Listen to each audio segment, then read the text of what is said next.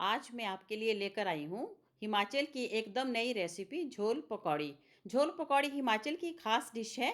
हिमाचल के मंडी ज़िले में इसे बनाया जाता है। झोल मंडी में बहुत ही ज़्यादा फेमस है। बहुत ही कम मसालों में ये बनता है और थोड़ा सा ये इसको पतला बनाया जाता है। बहुत ज़्यादा गाढ़ा इसे नहीं बनाया जाता और ना तो इसमें प्याज लहसुन का इस्तेमाल किया जाता है।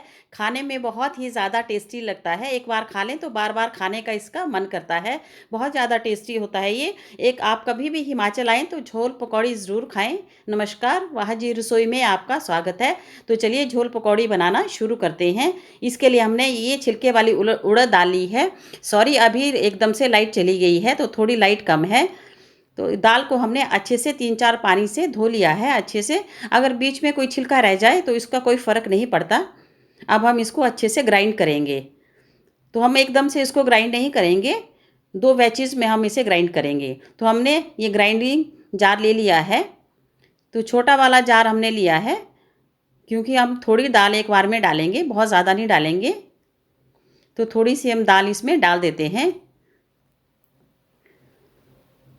2 बैचेज़ में हम इसे ग्राइंड करने वाले हैं, तो अब हम इसको ग्राइंड कर लेते हैं। तो ये हमारी दाल ग्राइंड हो चुकी है। अब इसे एक बाउल में निकाल देते हैं। आप देख रहे हैं कि हमने थोड़ी सूखी दाल ग्राइंड की है। बहुत ज़्यादा हमने इसमें पानी नहीं डाला है, क्योंकि हम इसके भल्ले बनाने वाले हैं, यानी कि पकौड़ी बनाने वाले हैं। तो उसके लिए हमें ज़्यादा पानी की ज़रूरत नहीं है। तो अब दूसरा बैच भी हम इसका ग्राइंड कर लेंगे। ये हमारा दूसरा बैच भी ग्राइंड हो चुका है बढ़िया से। ये भी हमने सूखा-सूखा ग्राइंड किया है पल्स पे चला के। अब हम सारी दाल को एक बाउल में शिफ्ट कर लेंगे। ये सारी दाल हम इसमें अच्छे से डाल देंगे।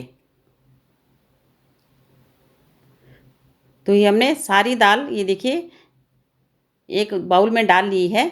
अब हम इसे अच्छे से फेंटेंगे।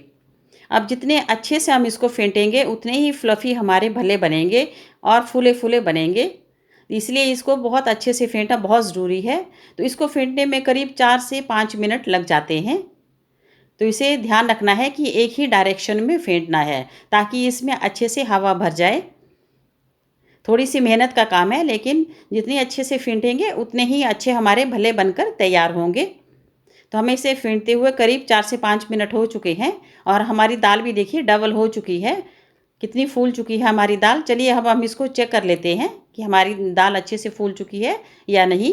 तो इसके लिए हमने एक पानी की कटोरी ली है, तो उसमें हम थोड़ी-सी दाल डाल देंगे। ये हमने थोड़ी-सी दाल पानी में डाली है। ये देखिए ऊपर तैर रही है, इसका मतलब है कि हमारी दाल अच्छे से फिट चुकी है। तो चलिए अब हम अगले प्रोसेस में चलते हैं।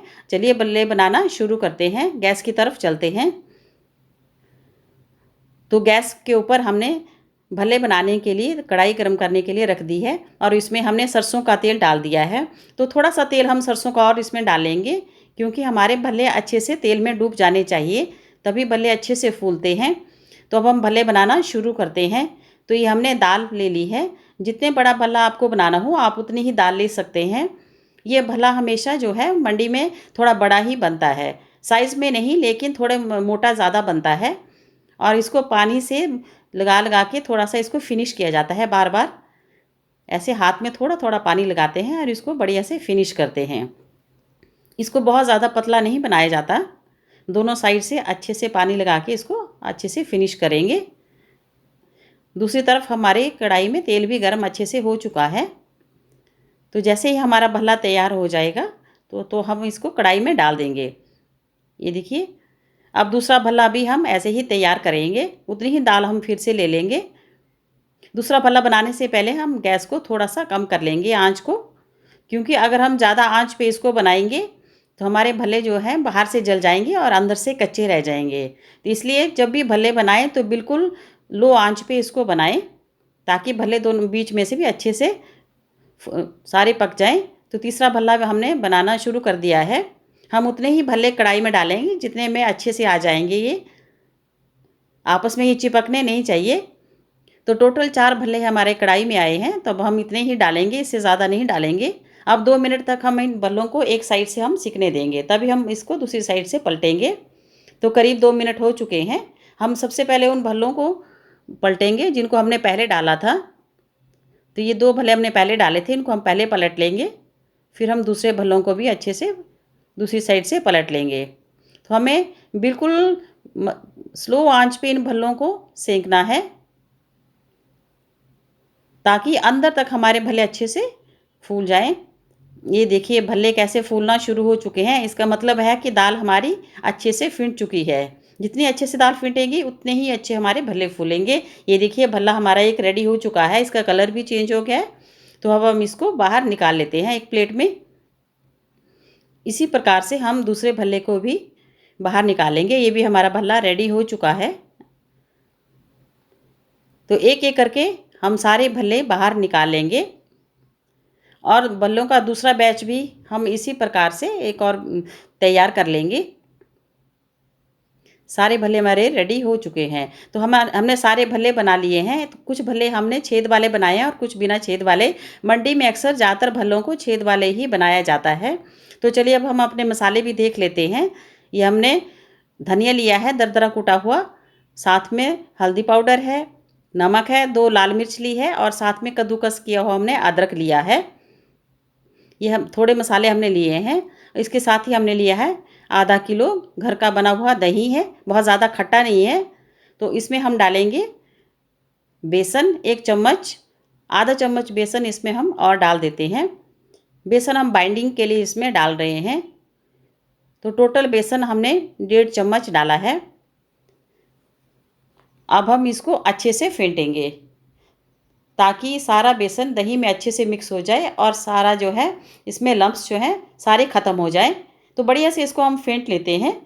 करीब 2 से 3 मिनट अच्छे से फेंटेंगे। दूसरी तरफ हमारी कढ़ाई भी गर्म हो चुकी है। बहुत कम तेल इसमें लगता है। देखिए हमने करीब 2 चम्मच तेल लिया है, बहुत ज़्यादा नहीं लिया है। बहुत कम मसाले भी इसमें लगते हैं और हमने इसमें लाल मिर्च डाल दी है। तो लाल मिर्च को हमने अच्छे से भून लेना है। जैसे ही लाल मिर्च हमारी भून जाए तो हम अब इसमें डालेंगे दरदरा कूटा हुआ धनिया और धनिया को भी हम अच्छे से लाल होने तक भून लेंगे। जैसे ही हमारा धनिया भून जाए तो हम इसमें कद्दूकस किया हुआ अदरक डाल देंगे। अब हम अदरक को अच्छे से भूनेंगे लगातार चलाते हुए, जब तक कि इसका कच्चापन दूर नहीं हो जाता, यानी कि जब तक हमारा अदरक जो है वो कलर चेंज नहीं कर देता। जब हमारा अदरक भून जाएगा तो इसका कलर जो है ब्राउन कलर का हो जाएगा। तब तक हमें इसे लगातार चलाते हुए भूनना है ताकि ये जले नहीं। ये देखिए हमारा अदरक जो है एकदम भुनना शुरू हो गया है, इसका कलर चेंज हो गया है, ये देखिए। तो अब हम इसमें हल्दी डाल देंगे और इसको भी अच्छे से भून लेंगे। हल्दी भूनते ही हम इसमें जो फिंटा हुआ हमारा दही है वो भी इसमें ऐड कर देंगे और इसको मसालों में अच्छे से हम सारा मिक्स कर लेंगे। तो अभी ये बहुत गाढ़ा है दही, तो जिस बाउल में हमने दही लिया था उसी बाउल में हम 2 गिलास पानी डाल के इसमें पानी ऐड कर देंगे। अब इसको अच्छे से हम मिक्स कर लेंगे। अभी तक हमने इसमें नमक नहीं डाला है, तो अब हम इसमें ज़रूरत के हिसाब से नमक डाल देंगे। जितना नमक खाते हो कम या ज़्यादा उतना नमक हम इसमें ऐड कर लेंगे और इसको अच्छे से हम मिक्स कर लेंगे। तो अभी भी हमें दही बहुत गाढ़ा लग रहा है। मैंने आपको पहले भी बताया था कि झोल जो है तुम बहुत ज़्यादा पतला बनता है, इसको गाढ़ा नहीं बनाया जाता। तो इसमें हम 1 गिलास पानी और ऐड कर देंगे।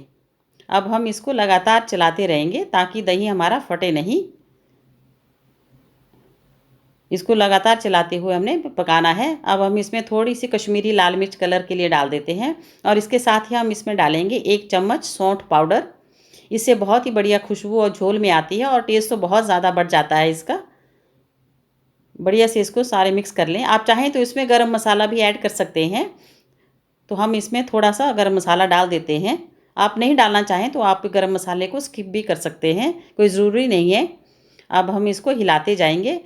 करीब 3 से 4 मिनट लगेंगे इसको उबाल आने में। जब झोल में उबाल आ जाएगा तभी हम इसमें पकौड़ी डालेंगे। तो उबाल आने तक हमें इसे लगातार हिलाते जाना है। लगातार इसको हिलाते जाएं। इसमें थोड़ा सा पेशेंस का काम है। ये देखिए 3-4 मिनट के बाद झोल में अच्छे से उबाल आ चुका है। तो अब हम इसमें डालेंगे अपने भल्ले यानी कि पकौड़ियाँ। इसका कलर भी थोड़ा सा देखिए चेंज होना शुरू हो गया है। तो अब एक एक करके हम इसमें सारे भल्ले डाल देंगे। कुछ छेद वाले डालेंगे, कुछ बिना छेद वाले। भले आप अपने हिसाब से डाल सकते हैं, कम या ज़्यादा। अगर आपको थोड़े डालने हैं आप थोड़े डालें, ज़्यादा डालने हों तो आप ज़्यादा डालें। तो हम इसमें 7 से 8 भल्ले डाल रहे हैं।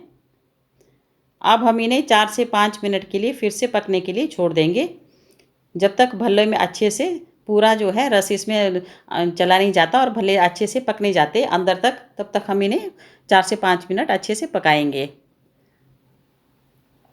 अब हम इन्हें पकने के लिए छोड़ देंगे।